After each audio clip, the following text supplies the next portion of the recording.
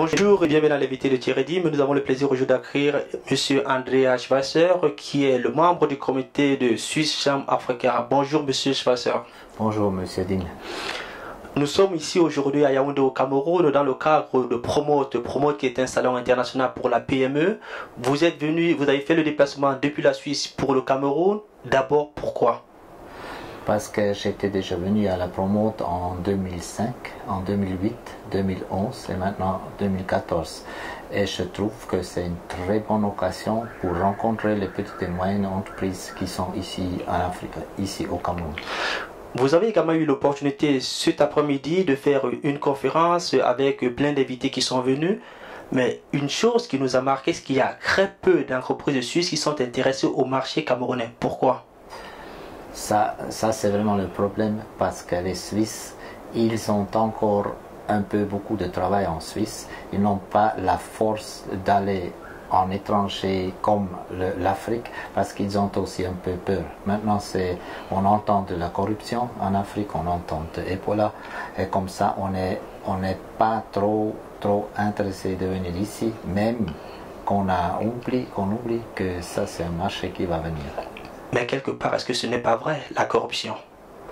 Oui, c'est comme on entend. Moi-même, j'étais une fois, on m'a fait le chantage. On ne pouvait pas encore me faire la corruption parce que moi je pense que ça dépend aussi de la compagnie qui vient ici. S'il accepte qu'on accepte la corruption, ça c'est aussi le problème de la compagnie de la Suisse. Si on ne veut pas, la Suisse par exemple ne nous permet pas de corrompre les gens. Ça, moi je suis d'avis, si on fait ça de notre part, on ne fait pas ça, ça n'est pas fait.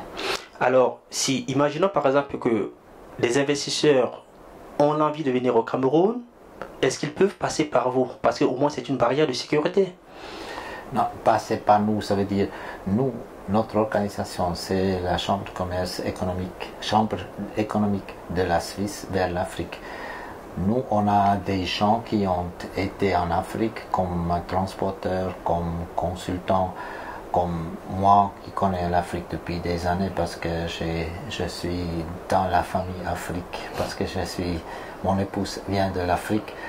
Ça veut dire qu'on a une grande expérience et on peut consulter les petites et moyennes entreprises qui aimeraient venir ici, leur chercher des partenaires qu'on a déjà fait. Est-ce que les partenaires qui sont au Cameroun précisément sont fiables?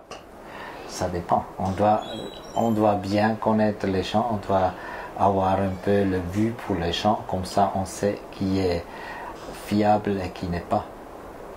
Pour vous donc, ouais, allez-y. Et aussi on connaît les gens ici et comme ça on discute avec les gens, ils peuvent nous dire celui-là ça marche, celui-là ça ne marche pas. Mais c'est toujours le danger, c'est aussi en Suisse le danger. Quand vous faites un partenariat avec une autre compagnie, ça peut arriver que ça ne marche pas. Alors, ce qui m'a le plus surpris dans votre exposé, c'est que vous dites les Suisses vont en Chine et les Chinois viennent en Afrique. Est-ce que ce ne sera pas plus simple que les Suisses viennent directement en Afrique? Oui, c'est ça que moi je dis.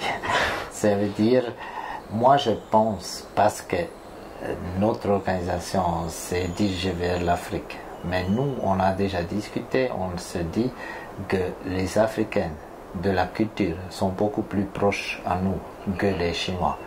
Et aussi, on pense qu'il y a un potentiel ici, et si on est le premier qui vient, on joue déjà quand les autres ont décidé de venir.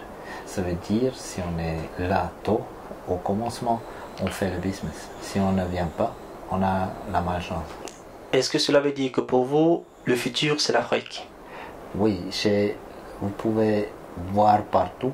Quand vous venez ici au Cameroun, je vois comment les jeunes gens veulent faire quelque chose. Alors, si on peut apporter des compagnies de la Suisse ici, et ils travaillent, ils collaborent avec les jeunes gens de l'Afrique pour avoir des succursales, pour apporter leur know-how et profiter du know-how des Africains, ça va donner quelque chose de bien et ça va augmenter la profitabilité de tous les deux côtés.